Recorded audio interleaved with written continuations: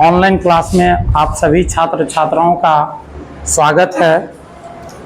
आज हम लोग क्लास 10th के केमिस्ट्री के दूसरे अध्याय अम्ल क्षार और लवण पढ़ने जा रहे हैं।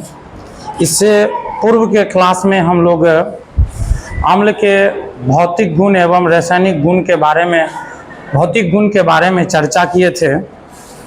तो सबसे पहली बात है, जो हम भौतिक गुण किसको कहते हैं, तो कहता है जब किसी भी पदार्थ के जो बाहरी अवस्थाएं होती है, बाहरी रूप जो होती है, उसी को हम भौतिक गुण कहते हैं। जिस प्रकार से एक एग्जाम्पल के साथ हम समझते हैं भौतिक गुण क्या, जैसे कि मान लिया जाए हम कहेंगे दूध का भौतिक गुण, तो कहेगा दूध का भौतिक गुण क्या होता है। तो दूध को हम देखेंगे, दिखने से बाहर से देखते हैं तो दूध कैसा दिखता है, उजला। कहेंगे दूध कैसा दिखाई दे रहा, उजला दिखाई दे रहा है। दूध का रंग, दूध किस अवस्था में है, तो द्रव अवस्था में। तो दूध का उजला दिखना, दूध का द्रव अवस्था में रहना, यह उसका भौतिक गुण होता है। अब दूध में प्रोटीन कितना है, वसा कितना है, कार्बोहाइड्रेट कितना है, ये चीज दूध के अंदर की चीज। तो ये प्रोटीन है तो कितना, प्रोटीन की मात्रा कितना है, कार्बोहाइड्रेट है तो कार्बोहाइड्रेट की मात्रा कितना है, वसा है तो वसा की मात्रा कितना है, ये दूध के अंदर की चीज। तो जो अंदर की चीज होता है उसको हम कौन चीज से, यानी उनका रासायनिक गुण के माध्यम से, यानी उनका वह जो गुण होगा वह रासायनिक गुण होगा। और रासायनिक गुण के माध्यम से हम उसके बारे में पता करेंगे कि उसमें वसा कितना है, वसा की मात्रा कितना है, प्रोटीन कितना है। इन सभी चीज़ों के बारे में जब उनका जानकारी प्राप्त करेंगे तो उनका वह रासायनिक गुण कहलाएगा। ठीक उसी प्रकार से हम लोग अम्ल के बारे में बात किए थे, अम्ल के भौतिक गुण के बारे में बात किए थे। तो हम जाने थे जो अम्ल का भौतिक गुण क्या होता है, तो हम बात किए थे अम्ल प्रायः स्वाद में खट्टा होता है। अम्ल जो होता है वह प्रायः क्या होता है, स्वाद में खट्टा होता है। और कहता है यह क्या कर देता है, नीले लिटमस पत्र को लाल कर देता है। अम्ल क्या करता है, नीले लिटमस पत्र को लाल कर देता है। और कहता है जो यह प्रायः रंगहीन होते, अम्ल जो होता है वह प्रायः क्या होते हैं, रंगहीन होता, यानी इसमें कोई भी रंग नहीं होता। ठीक उसी प्रकार से जिस प्रकार से आप किसका, एक द्रव की बात करें, एक पानी पेयजल जो होता है, तो हम पेयजल के बारे में यदि बात करें तो पेयजल जो है उसमें कोई रंग नहीं होता। पेयजल में कोई रंग होता है, नहीं होता है। आप देखे होंगे उसमें कोई रंग नहीं होता। तो ठीक उसी प्रकार से अम्ल में भी जो है वह कोई रंग नहीं होता। और उसके बाद कहता है अम्ल में एक ताक्षणिक गंध होते हैं। अम्ल जो होता है उसमें एक तीखा गंध होता है, यानी जब उसको खोलिएगा तो उससे एक गजब तरह की सुगंध निकलती है, एक तीखा गंध निकलता है। और जब कभी कभी उसको सूंघिएगा तो लगेगा कि जो उसका गैस आपके मतलब सर तक पहुंच गया और आंख से आंसू टपकना शुरू हो जाता है। तो वह उस तरह का जो गंध होता है उसे हम क्या कहते हैं, तीखा गंध कहते हैं।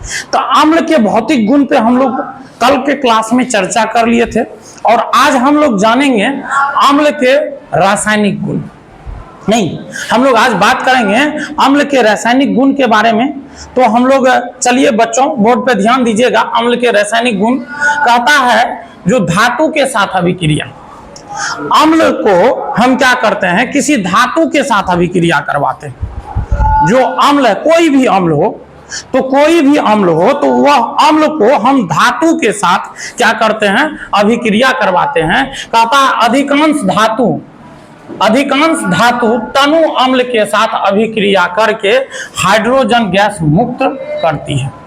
अब यहाँ थोड़ा सा ध्यान दीजिएगा, यहाँ थोड़ा सा समझने वाली चीज है। यहाँ लिखा हुआ है तनु अम्ल।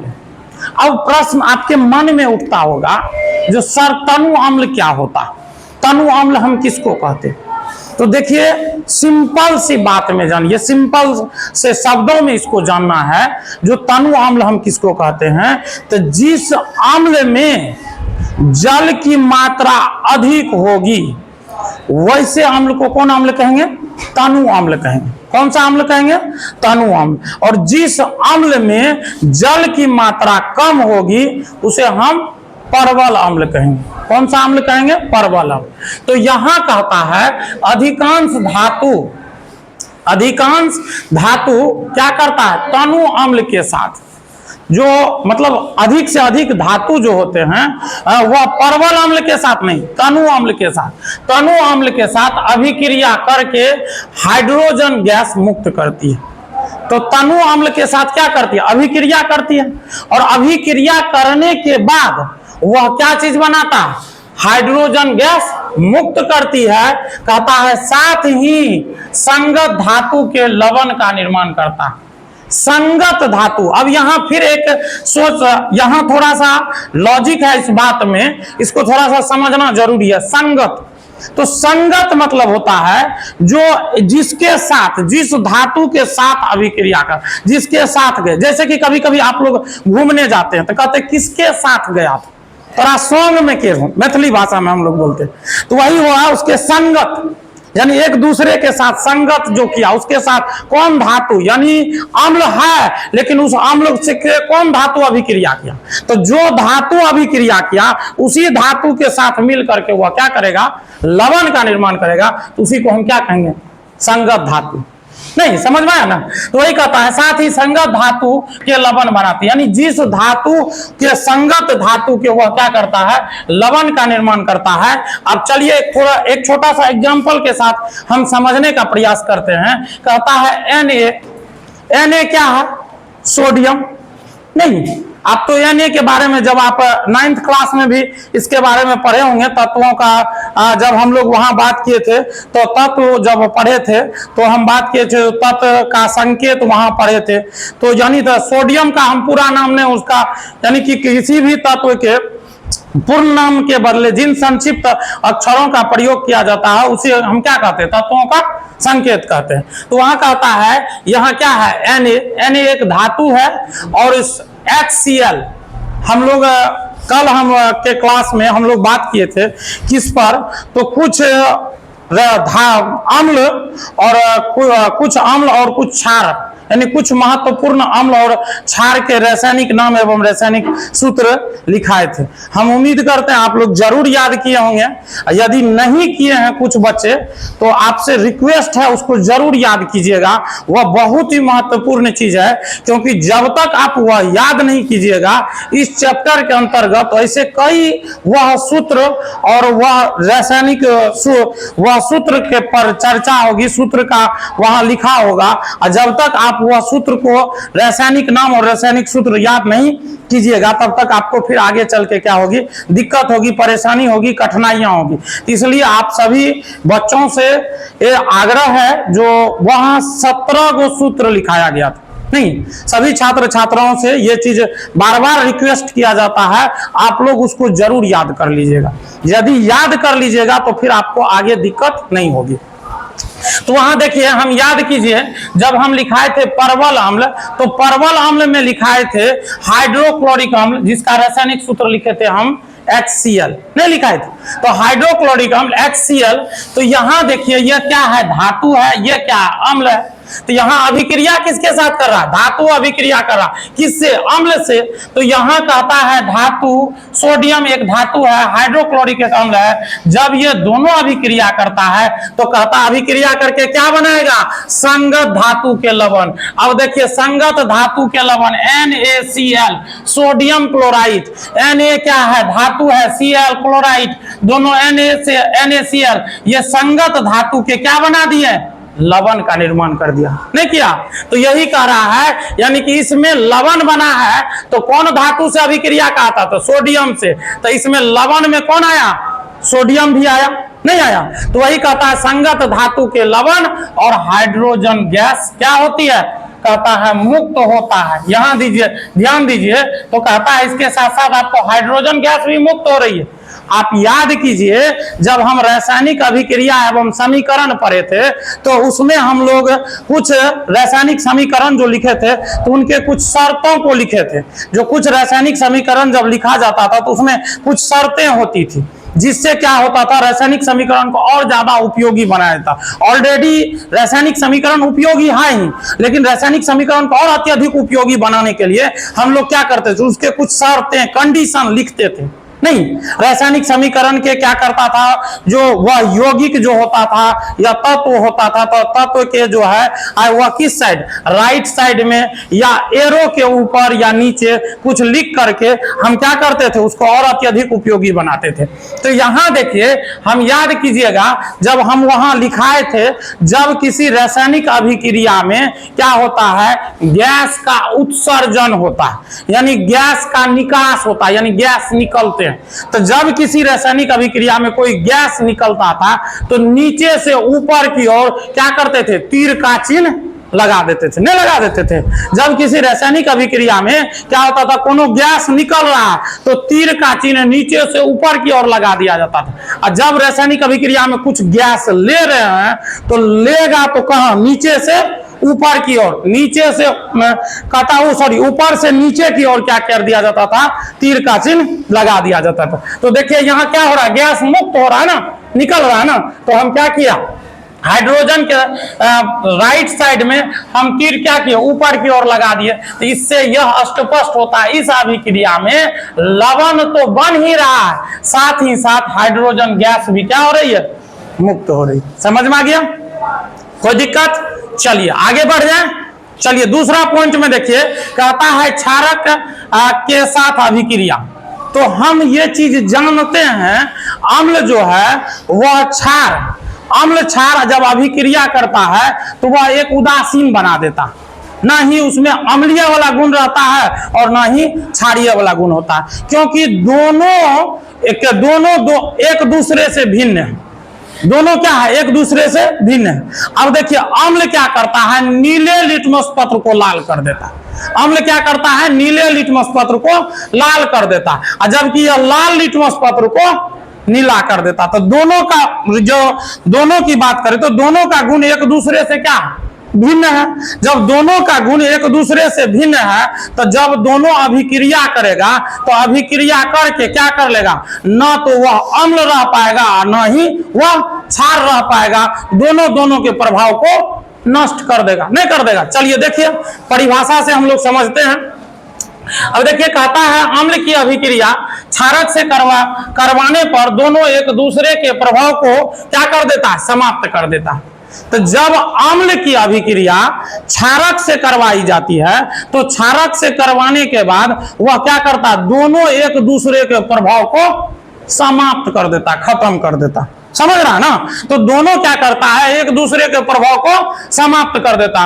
अम्ल जो है वह क्षारक के प्रभाव को समाप्त कर देता है और क्षारक अम्ल के प्रभाव को समाप्त कर देता। अर्थात हम जानते हैं अम्ल प्रायः स्वाद में खट्टा होता है और क्षारक स्वाद में प्रायः कड़वा होता है। तो ना तो वह खट्टा रह पाता है और ना ही वह कड़वा रह पाता, ना ही वह नीले लिटमस पत्र को लाल कर पाता है और ना ही लाल लिटमस पत्र को नीला कर पाता है। यानी दोनों के प्रभाव को क्या कर देता, समाप्त कर देता, खत्म कर देता। नहीं वही कहता समाप्त कर देता, और समाप्त करने के बाद इसके साथ साथ कौन सी का निर्माण करता, कहता लवण तथा जल का निर्माण करता, और इसके साथ साथ वह लवण का निर्माण कर देता है और लवण के साथ साथ जल का भी निर्माण करता है और उसे उदासीनीकरण क्या कहते हैं, अभिक्रिया कहते हैं। याद रखिएगा बच्चों, यहाँ बहुत ही महत्वपूर्ण चीज है। यहाँ एग्जाम में कई बार आप क्वेश्चन पूछा गया है, क्या चीज, जो उदासीनीकरण अभिक्रिया क्या। आप क्वेश्चन बैंक में उल्टा के देखिएगा, यह क्वेश्चन कई बार बिहार बोर्ड एग्जाम में पूछी गई है। उदासीनीकरण अभिक्रिया किसे कहते हैं, आपको क्वेश्चन आएगा उदासीनीकरण अभिक्रिया किसे कहते हैं, एक एग्जाम्पल के द्वारा समझाइए, एक उदाहरण द्वारा समझाइए। नहीं तो उदासीनीकरण अभिक्रिया किसको कहते हैं, तो कहता है अम्ल की अभिक्रिया जब क्षारक से करवाई जाती है तो दोनों एक दूसरे के प्रभाव को क्या कर देता, समाप्त कर देता है, और समाप्त करने के बाद लवण तथा जल का क्या करता है, निर्माण करता है। उसे हम क्या कहते हैं, उदासीनीकरण अभिक्रिया कहते हैं। एग्जाम्पल लिखने के लिए कहेगा तो लिखेंगे हाइड्रोक्लोरिक अम्ल। चलिए एक एग्जाम्पल से आप थोड़ा सा समझ लीजिए, बोर्ड पे ध्यान दीजिएगा। तो कहता है जो हाइड्रोक्लोरिक अम्ल HCl, और कहता है जो NaOH, यानी कहता है सोडियम हाइड्रोक्साइड। तो हाइड्रोक्लोरिक अम्ल, और याद कीजिए यह हाइड्रोक्लोरिक अम्ल जो है यह एक स्ट्रॉन्ग एसिड है, परवल अम्ल है। ये सोडियम हाइड्रोक्साइड जो है यह क्या है, परवल क्षारक है। याद कीजिए जब हम लिखाए थे कल तो यह हाइड्रोक्लोरिक अम्ल ऊपरे में वहां हम लिखे थे, नहीं लिखे थे परवल अम्ल में। अब परवल क्षारक में हम क्या लिखे थे, तो NaOH जो था सोडियम हाइड्रोक्साइड फर्स्ट में, दोनों परवल अम्ल है। यह भी परवल अम्ल है और यह भी परवल क्षार है। तो कहता है अम्ल और क्षार से अभिक्रिया करवाते हैं तो क्या बनता है, लवण NaCl, NaCl सोडियम क्लोराइड। यह क्या बना रहा है, सोडियम क्लोराइड, और साथ ही साथ कौन सी का निर्माण कर रहा है, जल का। तो सोडियम क्लोराइड और जल का वह क्या कर रहा है, निर्माण कर रहा है। तो वह कहता है हाइड्रोक्लोरिक अम्ल HCl और कहता है सोडियम हाइड्रोक्साइड अभिक्रिया करके ये सोडियम क्लोराइड तथा जल का वह क्या कर रहा है, निर्माण कर रहा है। समझ में आ गया होगा बच्चों, आगे बढ़ जाए। चलिए देखिए अगला पॉइंट देखिए, कहता है जो धातु के कार्बोनेट के साथ अभिक्रिया, नहीं जो धातु जो है धातु के कार्बोनेट के साथ, जब अम्ल जो है वह धातु के कार्बोनेट के साथ जब अभिक्रिया करती है तो अभिक्रिया करने के बाद कौन सी का निर्माण करता है, थोड़ा सा बोर्ड पे ध्यान दीजिएगा और समझने का प्रयास कीजिएगा। कहता है जब अम्ल की अभिक्रिया, कहता है जब अम्ल की अभिक्रिया धातु के कार्बोनेट से की जाती है तो जब कहता है जब अम्ल को धातु के कार्बोनेट से जब अभिक्रिया करवाया जाता है, तो जब अम्ल की अभिक्रिया धातु के कार्बोनेट से करवाया जाता है तो धातु के कार्बोनेट से करवाने पर वह कौन सी का निर्माण करता है, तो कहता है वह जो है संगत लवण, संगत लवण कार्बन डाइऑक्साइड गैस और जल का निर्माण करता है। यानी कि कहने का तात्पर्य है जब अभिक्रिया करता है तो अभिक्रिया करने के बाद वह क्या होता है, जो लवण का और उसके बाद कहता है कार्बन डाइऑक्साइड गैस का और जल का क्या करता है, निर्माण करता है। चलिए इसको हम एक एग्जांपल से समझने का प्रयास करेंगे। यहां देखिए हाइड्रोक्लोरिक अम्ल और कहता है Na2CO3, कहता है सोडियम, कहता है सोडियम कार्बोनेट, सोडियम कार्बोनेट यानी हाइड्रोक्लोरिक अम्ल और सोडियम कार्बोनेट जब अभिक्रिया करता है तो यहां देखिए सोडियम, यहां धातु है यानी कहता है संगत धातु के लवण बनाएंगे। तो सोडियम के साथ मिल करके यहां लवण बनाया तो यहां क्या कर रहा है, सोडियम क्लोराइड और साथ ही साथ कौन सी का निर्माण कर रहा है, कार्बन डाइऑक्साइड गैस का। देखिए यहां भी सूत्र में लिखे हैं CO2 कार्बन डाइऑक्साइड गैस और जल का निर्माण करता है। तो देखिए H2O जल का निर्माण करता है। यानी कि कहने का तात्पर्य है जब धातु के कार्बोनेट के साथ अम्ल अभिक्रिया करेगा तो वह क्या बनाएंगे, लवण बनाएगा, कार्बन डाइऑक्साइड गैस बनाएगा और जल का निर्माण करेगा। समझ में आ गया होगा। चलिए आगे बढ़ जाए बच्चे। चलिए ध्यान दीजिएगा बोर्ड पे, चौथा पॉइंट लिखा हुआ है धातु के बाइकार्बोनेट या हाइड्रोजन कार्बोनेट के साथ अभिक्रिया। यानी कहता है धातु के बाइकार्बोनेट कहिए या आप कह सकते हैं हाइड्रोजन कार्बोनेट के साथ अभिक्रिया। तो सेम ठीक इसी तरह से यहां भी वही चीज, वही सेम प्रोसेस इसमें भी होता, सिर्फ यहां क्या था, जो कार्बोनेट था यहां हाइड्रोकार्बोनेट है, यहाँ क्या है, हाइड्रोकार्बोनेट है। सेम वह अभिक्रिया करके उसमें भी क्या कर रहा था, लवण बना रहा था, संगत कहता है संगत लवण का निर्माण किया था, कार्बन डाइऑक्साइड बनाया था और जल भी बनाया था। यहाँ भी सेम वही प्रोसेस होता है। यहाँ वहां का क्या कौन चीज से निर्माण किया था, कार्बोनेट से अभी निर्माण किया था, यहाँ बाइकार्बोनेट से अभिक्रिया कर रहा है या किससे कर रहा है, हाइड्रोजन कार्बोनेट से अभिक्रिया कर रहा है। चलिए देखिए हम लोग परिभाषा से इसको समझने का प्रयास करते हैं। कहता है जब अम्ल की अभिक्रिया धातु के बाइकार्बोनेट या हाइड्रोजन कार्बोनेट से करवाई जाती है तो संगत धातु के लवण, अब यहां भी देखिए हम लिखे हैं संगत धातु के लवण, यहां भी देखिए यह क्या लिखता है, संगत धातु के लवण, यह भी अभिक्रिया करके संगत धातु के लवण, कार्बन डाइऑक्साइड, यहां भी देखिए कार्बन डाइऑक्साइड गैस, यहां भी कार्बन डाइऑक्साइड गैस और जल का निर्माण करता, और देखिए यहां भी जल का निर्माण करता, यहां भी सेम हूबहू। यहाँ सिर्फ फर्क ये है, यहाँ किससे अभिक्रिया किया है, कार्बोनेट से अभिक्रिया किया है, और यहाँ बाइकार्बोनेट से अभिक्रिया किया है। और अभिक्रिया करने के बाद ठीक जो बाइकार्बोनेट से अभिक्रिया किया, जो कार्बोनेट से अभिक्रिया किया, वही बाइकार्बोनेट से भी अभिक्रिया करके सेम वही चीज का निर्माण कर रहा है। फर्क यहाँ सिर्फ इतना है, वहां कार्बोनेट से अभिक्रिया किया, यहाँ बाइकार्बोनेट से अभिक्रिया किया। देखिए एग्जांपल से हम लोग समझते हैं।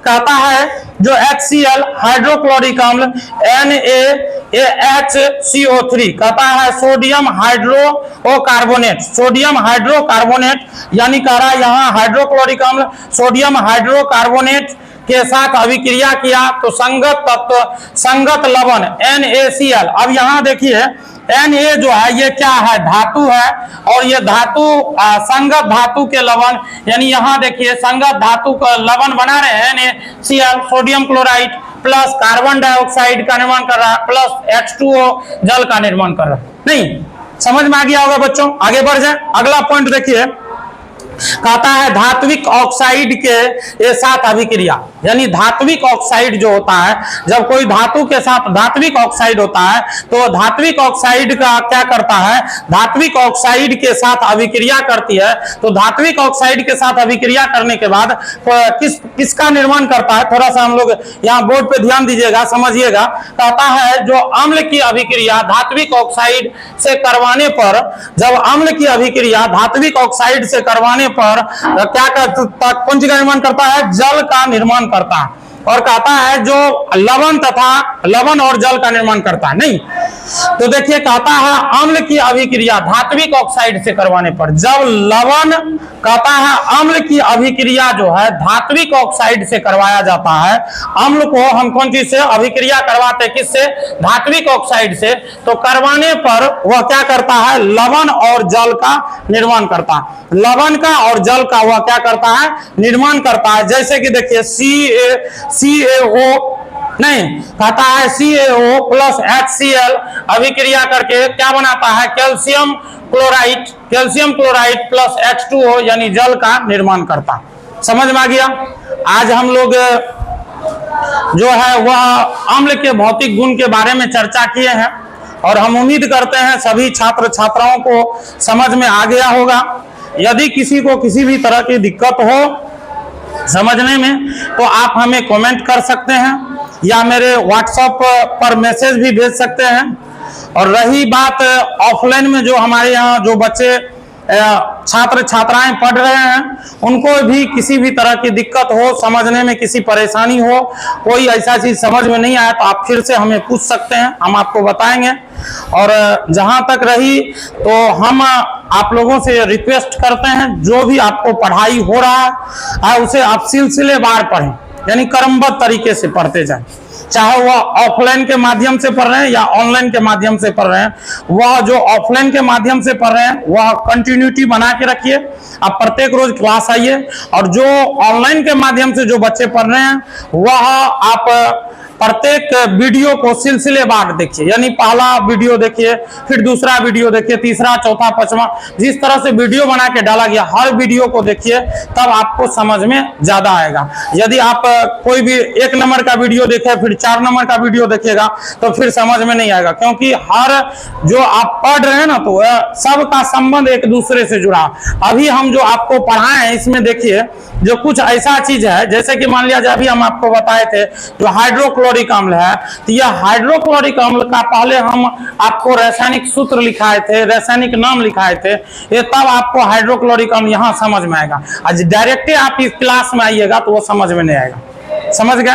तो हम उम्मीद करते हैं आप लोग जरूर सिलसिलेवार देखिएगा, और जो भी दिक्कत परेशानी होगी तो आप हमें कमेंट करके बताइएगा, और हमारे पढ़ाने की जो तरीका है आपको कैसा लगा इस पर भी आप लोग हमें राय देने का कृपा करें। धन्यवाद।